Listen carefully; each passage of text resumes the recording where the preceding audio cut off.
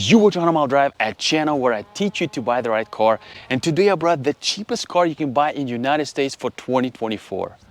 What, this one? No, that's not the cheapest car. This is the cheapest car you can buy in the United States. Ladies and gentlemen, please welcome 2024 Nissan Versa S that has a 1.6 liter engine, naturally aspirated, inline 4 with 122 horsepower, 114 pound-feet of torque, front-wheel drive only. The starting price of this car is $16,290, and we have here automatic CVT transmission, which will cost you around $18,000. So I personally have a BMW X3 M40i and Volkswagen CC, and I needed a basic, super base car so I can put a lot of miles. So I decided to look, would the cheapest car in the United States would be enough for me to put a lot of miles? How would it feel to drive it? Or would I be curious about looking into Toyota Corolla or maybe Honda Civic, something that has like a 2-liter engine? Let's find out. And if you watch 100 Mile Drive for the first time, this is the channel where I say before you buy a car like this or any other car, do not settle for a 5-minute test drive around the dealership block. Instead, rent a similar car on places like Turo and drive it for at least 100 miles on city streets, highway, and twisty roads to be able to answer the biggest question I'm answering on this channel: how does it feel to drive? So I'm gonna drive this car in the city first to discuss, is it a good daily driver? Then I'm gonna take it to a highway to see, can you spend many hours in this car for like long trips? And at the end, I'm gonna take it to twisty roads to discuss its balance and safety. And that's the most exciting part. Let's go. And first, a quick walk around this 2024 Nissan Versa S. Just wanna give you my opinion if I like this car or not. Being the cheapest in the nation, I do like the front grille.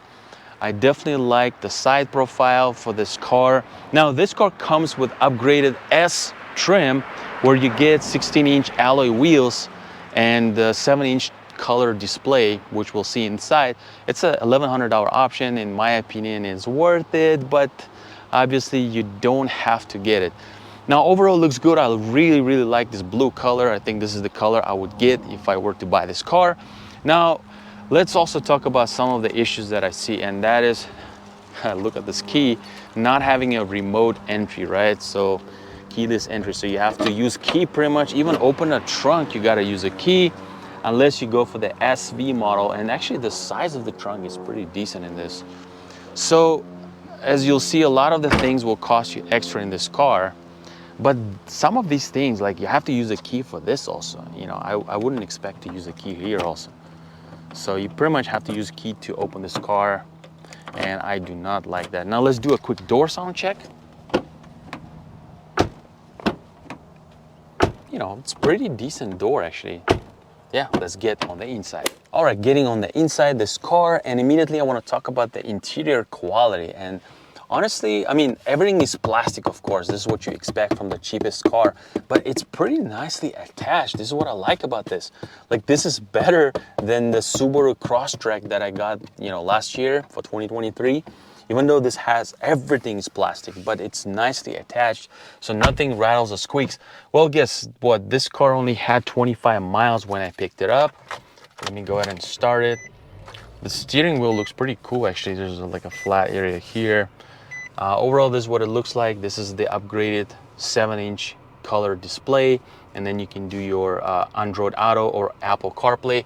Again, in my review, I mostly do dynamic drive, so I don't really focus too much on the features, but I do like to check the interior quality. So all this is plastic. Everything is plastic. So literally any piece you touch, everything is plastic. And there are no like rubberized little pads, you know, everything is just plastic. So I'm sure you can add all this. This car does not even have a center console. I mean, you have all your cabby spaces here, but there's no center console, there's no armrest. You can buy for $320 center console. I actually didn't even know you can buy such things and add later, I guess. Or maybe you have to pre-order it, I don't know. No, actually, I think you can add it probably, and then they'll install it here, maybe in this piece. But anyway, some of these basic things I definitely miss, and you know, I didn't expect not to have this in a car, but that's what the cheapest car is all about. Otherwise, you know, it looks okay. It looks pretty modern. I like the screen. I do like these dials here. You know, this is what your gear lever looks like. You have more spaces down there for the phone and stuff. So not bad overall. All right, now let's go ahead and drive it. All right, now I decided to check the space in the rear. So while the legroom is not bad at all, actually, there is some room, and this seat is actually moved pretty much back. But the headroom is definitely not enough. Like, look, I'm 6'2", I'm completely bumping my head into the roof. So I have to either completely go back, you know, sit like this, which is completely awkward, or I have to sit like this, slouching, you know, a little bit forward. So not really good for people, I would say, above 6 foot. And first I'm gonna drive Nissan Versa S in the city. So I'm gonna put it to D, have my handbrake off. All right, nobody's there. Let's go just to see acceleration now. Ooh, off we go. 1.6 liter engine, 4 cylinders. So acceleration in this car is not the strongest area of this car. And obviously you probably know this. So typically, like in, you know, Corollas and Elantras, what most people buy, you'll get 2 liter engine, and that feels punchier. Now this has a 1.6 liter, 122 horsepower, 114 pound-feet of torque. So coming to the stop, let's test the brakes. Brakes are okay. I'm gonna talk about brakes in a second. All right, let's launch it again. And like, I kind of want to say that, you know, maybe it'll build power later, but it does not. So it's kind of starts slow, and it just hanging on there slow, and it just like, there's no low end power, there's no mid power, there's no upper end power. So it's just kind of slow. But that's what you'll expect, right, from the cheapest car, from a small engine like this. CVT transmission is very noisy. Now let's do another brake here to discuss the brakes. And it stops. Now, a good thing about brakes, by the way, it does not like lunge forward. So there's no like unwanted movements in the car which would make you feel dizzy or uncomfortable. So it's pretty solid. I mean, this is what you'll expect from modern cars these days. So one thing about brakes though, they feel the load, even though this car is only around like 2,800 pounds. But when you brake a little harder, not like emergency braking, but just a little bit harder, you can feel that the front brakes, they feel the load. So I expect if you like spirited driving, you know, a little aggressive, faster driving, which you kind of can do in this car, your brakes will wear out very quickly, at least front brakes for sure, because let's brake again here. Stop, brake. Okay, I'm not braking hard, just braking, you know. All right, and then you'll notice that there's a little sound coming from the brakes. It's a normal sound. It's kind of like a stopping sound, but front brakes definitely feel the load. So although it's okay, it doesn't feel unsafe. It does not, that there's no confidence at all in braking. It's just, you can tell that brakes are also not the strongest area of this car. So it does it all right. Okay, so next thing, let's talk about steering in this car.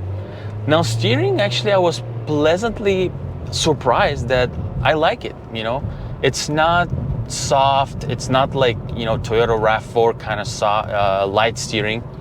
It is not heavy. It's just in the right place. It's kind of on the mid-size. It's, you know, weighted. There is some steering correction, so it's not super sensitive, but at the same time, it's quite responsive. So it's fairly easy to drive this car in the city. I'm gonna drive it more, you know, on local streets. So I have no problems with steering, and it responds pretty well. So I like the steering in this car. Next, let's talk about suspension in this car, and that's what's very interesting in this car. And now let's talk about suspension in this car. And interesting part is that suspension here also is not overly soft and is not firm. It's kind of like in the middle. So now I'm driving on my favorite Tampa Avenue, where there's a lot of beat up roads and cracks and potholes, and it responds pretty well. It soaks the bumps, you know, nothing sophisticated, but it cushions them pretty well. Tires are also pretty soft, so the impact with the road is soft. So overall, as a driver, even passenger, you will not feel uncomfortable in this car. So it's fairly comfortable. What I have noticed though is that when you spend more time with this car, and that's exactly why you should be renting cars before you buy them, even a cheapest car like this, is that when you spend hours on the road, you will notice that even roads that are fairly fine, like they're not perfect, but they're fine, even when you go over smaller things, it picks up everything. So suspension is kind of like sensitive. And that way, so when you spend the whole day with the car, or maybe a few hours driving, let's say in the city, you might feel a little fatigued, like a little bit tired, because like I said, it picks up pretty much everything. So that's kind of like a vibration that is, you know, transferred into the cabin. It's not a downer. It is not something super obvious or bad. It's just something that you'll observe, you know, as you spend more hours in this car. So let's discuss what is it like daily driving this car, right? You know, going for groceries, you know, doing your usual stuff, going to work. And quite honestly, it's pretty easy to live with this car. The thing that I miss the most is, of course, more power, just a little bit more power. That way I could pass, you know, cars faster. I could overtake cars a little bit faster. Let me jump into my local neighborhoods here. All right, here we are driving on the local streets. Let's see how it does over the hump. There's a hump here. Oh, yeah, it does all right. It kind of jumps a little bit. So suspension is on a softer side, but it's fairly well balanced, I would say, okay, for bumps, for impacts on the road. It's fairly well balanced. Honestly, it's better than I expected this. Now, is it on par with, let's say, Hyundai Elantra or Toyota Corolla? I haven't driven those cars on the channel, but I have experienced them in the past, and I will say no, maybe not. At least I like Hyundai Elantra more. I don't know about the new Corolla. I have driven, though, the Kia Soul, and that is the car, which is also like $20,000. And that car I found quite bumpy. Even it might look like a better utility car, but it's definitely bumpier, and driving it on 405 freeway is like riding a horse, where this is way more comfortable than Kia Soul, like in case if you are wondering. So overall, it's easy to live with this car. It's tossable, steering is nice, brakes are okay. The biggest issue I find so far is acceleration, but expected, right, for this price range. And everything else is okay. I mean, it's pretty spacious. I'm not bumping my shoulders or my head. By the way, the front is really good for tall people, so no issues there. Now let's go ahead and drive it on a highway and see, is this a good for long trips? All right, more bumpy roads before I merge the highway, just to kind of appreciate, you know, that this car does pretty well. And I've actually also read it, you know, from the reviewers that they kind of praise this car for having a pretty decent comfort in terms of suspension. But we'll see the balance of the suspension on the twisty roads. I'm going to discuss that. All right, so merging the highway right here. Slide brakes. And let's go on ramp. So this is what's interesting, right? Wow, slow, guys. It's very slow. I mean, it'll work just fine, I guess, but I find it slow by modern standards, right? Kind of feels like the modern car probably should be around 170 horsepower starting. 122 horsepower sounds like that probably should have been like 10 years ago or something. I don't know, that's just my thoughts. Now, the first thing I want to see on the highway is the sound insulation in this car. And for that, I have my meter already adjusted, so I'm gonna go around 65. 63, I'm getting around 63. So 63 is kind of a little bit on the noisier side, but it's not bad. You know what? I expected it to be worse. I say it's pretty decent for what it is. So sound insulation is pretty all right in this car, in my opinion. Now, I don't hear excessive noise from tires. I don't hear excessive noise around the windshield, so it's all pretty normal and it's not excessive. It is kind of expected. What I like in this car is tires. They're very kind of comfortable. They don't create excessive noise, these Continental tires. So I think they are doing a pretty good job for this car. Next, let's talk about seats real quick. I forgot to mention about seats, right? The seats, I don't want to say they're super duper comfortable, me personally, I think I will get tired if I spend, let's say, more than 4 or 5 hours in this car, like going a long trip, because it's just how I'm a little bit arched in the seat, and I'm kind of like not able to. Maybe I need to, you know, that support you have, that little, what do you call that, bolster. If you can adjust that, would be great. But since you can't, there's only one seating position. Now, seat itself is not firm, it's not soft, it kind of as well in the middle. So it's okay for the most part. Headrest is also fine. It has a little bit of cushion to it. But I feel like I'm a little bit more arched than I wanted to. So I want a little bit more support for my lower back. So if you have a lower back issues, then definitely you have to spend more hours in this car to see if this is okay for you. Otherwise, is it comfortable? Yes, suspension will do a great job on the highway as well. You have your basic cruise control. Obviously no adaptive cruise control for this price. But yeah, you can cruise alone. Now, the last part I want to check is the mid-range power. Finally, I get to test it on the underpowered car, right? What is it like to overtake cars on the freeway, right? So let's see. And then let's floor it. And yeah, it takes time, guys. It takes time. So if you are going with 4 people in the car, going a little bit uphill, then you might struggle. Having AC on, right? You might struggle in this car. It'll do the job, of course. I mean, it will, it has to, but it is not a satisfying fast, okay? It's not like, it's low power, but it's satisfying. So it's not that, it is not satisfying. So that's what I'm trying to say. So I wish this was, like I said, a little bit more power. But I like that it's stable. Overall, it's pretty stable on the highway. So the next part, I'm taking this car on a twisty roads to discuss the balance of this car, the safety of this car, and I'll actually explain you why do I take cars on a twisty roads. Even cars like this, the cheapest car in the United States. Let's go. And now I'm gonna drive Nissan Versa S on the twisty roads. Let's go. All right, building power, slowly but surely. All right, so here's the main thing. We want to bring cars on the twisty road, and that is to discuss the balance and safety. When you drive a car on the twisty roads, you put everything to the stress, the engine, the brakes, suspension. So this is where car opens up, and I like to say this every time I drive a car on the twisty roads for the channel.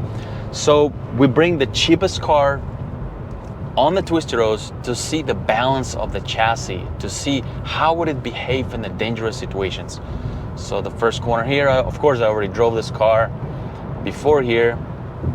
And after spending time with any car on a twisty road, this is where you're gonna build confidence in the car, build confidence in your driving as well, as it'll give you more data on how this car behaves, right?